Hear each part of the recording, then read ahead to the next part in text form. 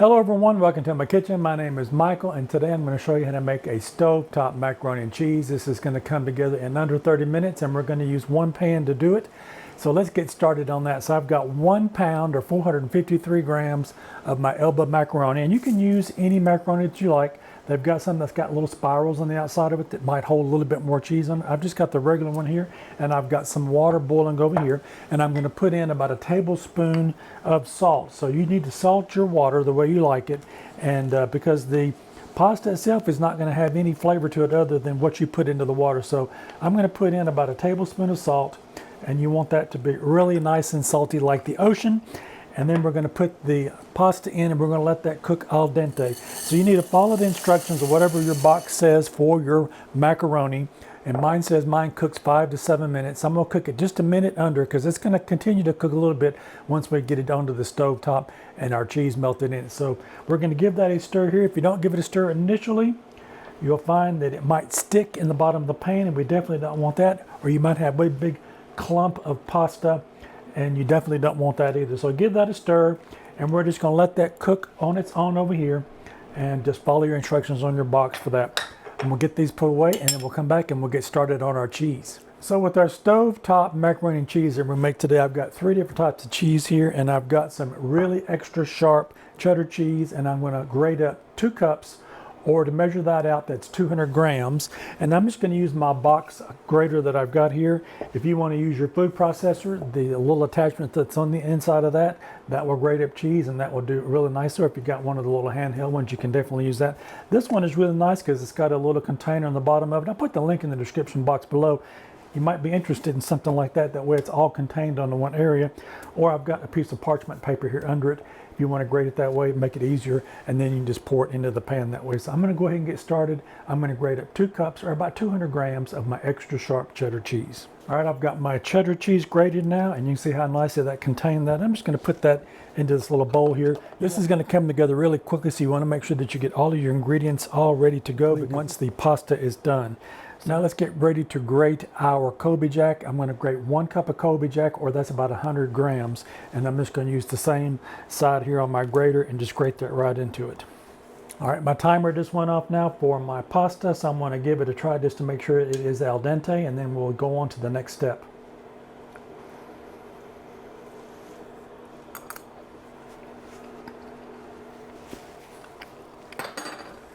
All right, I've got my pasta drained now. I'm going to put that into this bowl, and I'm going to put a little bit of butter in it. That way it's not going to stick together, and butter is going to add a little bit more flavor to it. So I'm going to go ahead and show you what we're going to do with that.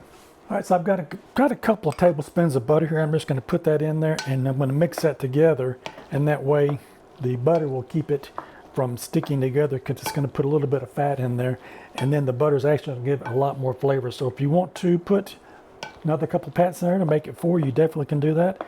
I'm just going to put these 2 in there and give it a stir around and get that all melted. And for the last of our cheeses, you'll need an American cheese, and I've got some Velveeta here. If you don't want to use Velveeta, you can definitely go to the deli and get them to cut you some American cheese. You'll need that for the consistency that we're looking for today, and you'll need 8 ounces of that.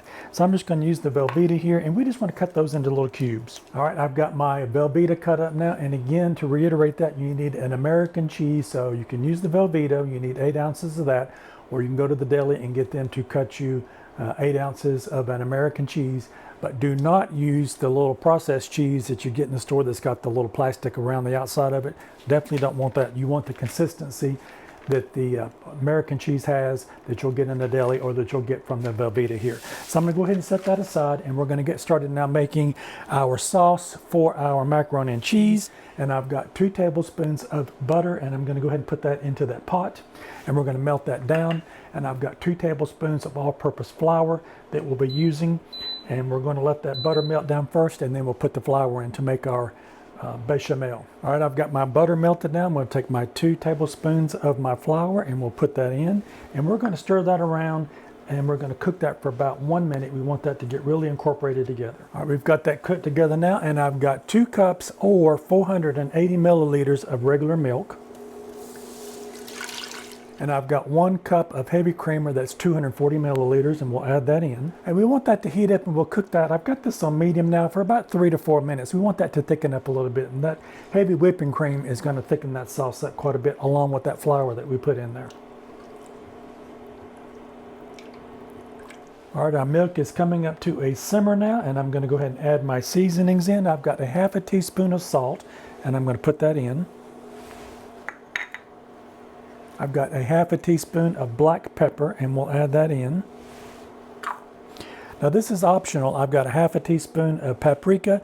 If you want to put this in there, you don't have to, and we'll put that in there just like that. And then I've got a half a teaspoon of garlic powder, and we'll add that in. This is optional also.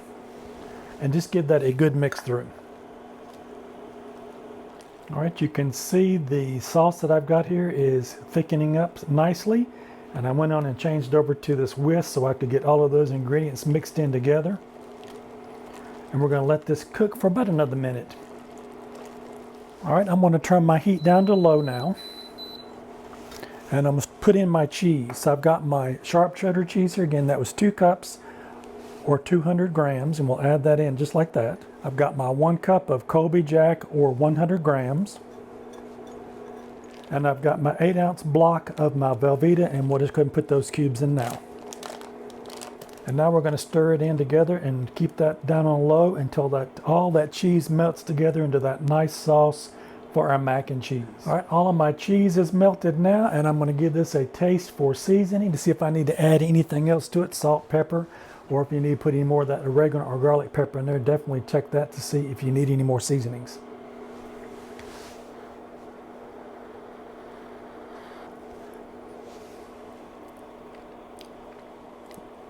It's absolutely delicious. I'm not going to have to do anything else to it. I'm going to go ahead and turn my heat source off now. So at this point, your mac sauce is ready to go. And we're going to bring our noodles back over now. And we're going to put that back into that pan. Or if you want to serve it into the bowl, you can put it into that way. So I'm just going to put it back into here and get that mixed together. Now that you've got your noodles back into the pan there, let's give that a good mix through to get that nice cheese sauce over all of your noodles that we've got here.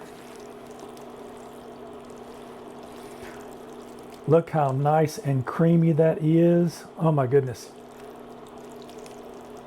And you saw how fast this came together. You can have this in under 30 minutes. It's going to take you longer to get the ingredients put together than this is going to take to cook. So definitely you're going to have to try this recipe. I know you're going to love it. That's looking fantastic. I'm going to get me a little bowl here and we're going to taste it. Look how creamy that is with all of that nice sauce we've got on there, and those noodles are cooked to perfection. Let's give it a try.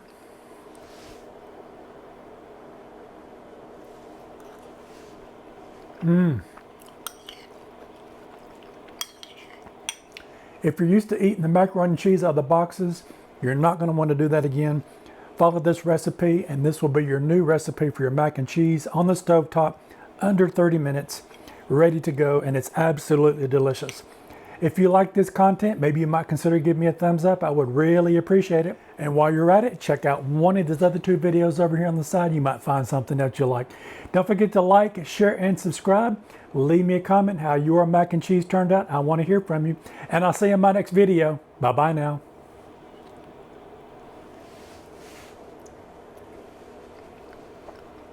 It's a winner.